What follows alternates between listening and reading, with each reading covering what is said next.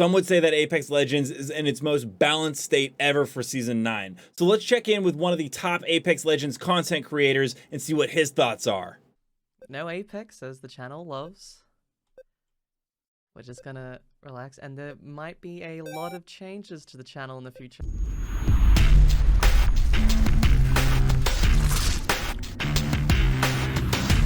Hey everyone, Thordan Smash here, and today we're going to talk about the balancing issues that have been in the game since day 1 and have continued to go on into Season 9. Now, I do want to say that Respawn does actually a very good job balancing the weapons in the game. Whenever something's too weak, it gets buffed, and whenever something's too strong, it gets nerfed, and overall the gunplay in the game is fantastic. The same cannot be said, though, for the Legends, and I'm going to give you some examples. So right here, you're going to see an image of the pick rates for the Legends in Season 9, and at the bottom 3 of that list, you have Wattson, Rampart, and Crypto. Now, you think that having those 3 in the bottom tier, they would be planning on doing some updates and upgrades to make them more competitive in the game of Apex Legends, but that simply isn't the case. Daniel Klein, who is a lead game designer over at Respawn for Apex Legends and who has a good amount of input for the Legend changes, when asked about Wattson getting buffed anytime soon because no one picks her, says, "I don't know, my dude, looks awfully strong to me even with the fence bug. I'm honestly terrified of what will happen when we fix it, which is soon." Again, a big part of this is she has a low pick rate and the few people who pick her are very good,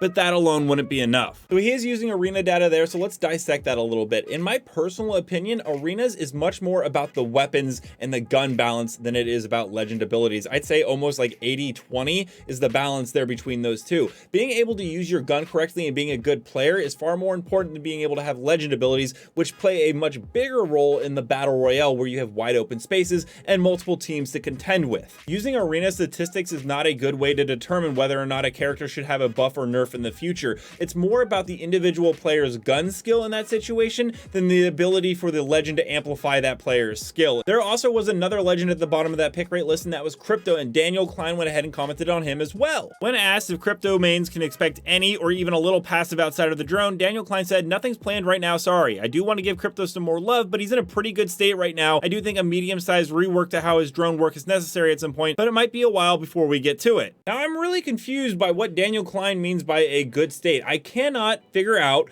what he's talking about, because anytime there's a top pick Legend like Horizon or Octane last season, they get nerfed into the middle of the ground because they're viewed too overpowered, and I don't have a problem with that, but the low picked Legends, the ones that no one gives any love to, all seem to be in a good state and don't need to be improved. That's not balancing, that's just weakening the top tier while not helping the bottom tier at all. You know what actually comes to my mind when I think of a Legend in a good state? Caustic before his nerf. He was a great defensive character and he wasn't too overpowered. I can't remember anyone asking for Caustic to get nerfed, but they went ahead and did it. Everyone remembers where they did the infamous Caustic nerf back in Season 8, where they increased the cooldown on his grenade from 2.5 minutes to 3.5 minutes, and they did the Nox gas damage at a flat rate of 5 HP per tick instead of ramping up from 6 HP to 12 HP. Look at this pick rate again. You have Caustic in the bottom 6 Legends picked, you have Wattson in the bottom 3 picked, you have Rampart in the bottom 2, and you have Crypto there at the bottom. Every single defensive character in this game, Caustic, Wattson, and Rampart, are at the bottom of the pick list, which shows there isn't balance there. No one views the defensive capabilities of these Legends as viable, which is odd in a battle royale where defense is very, very important for the end game.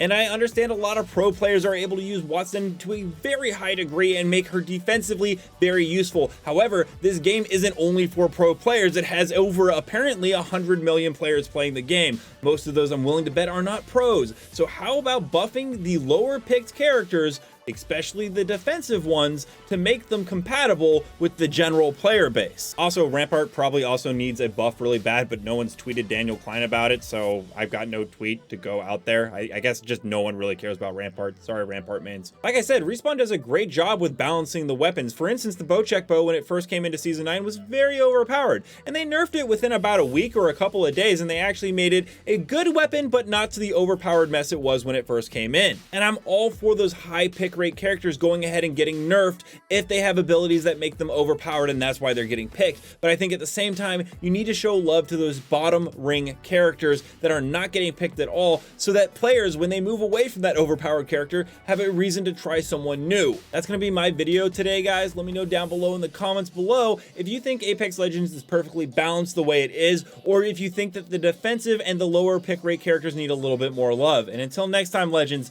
keep slaying the Outlands, and I'll see you out there.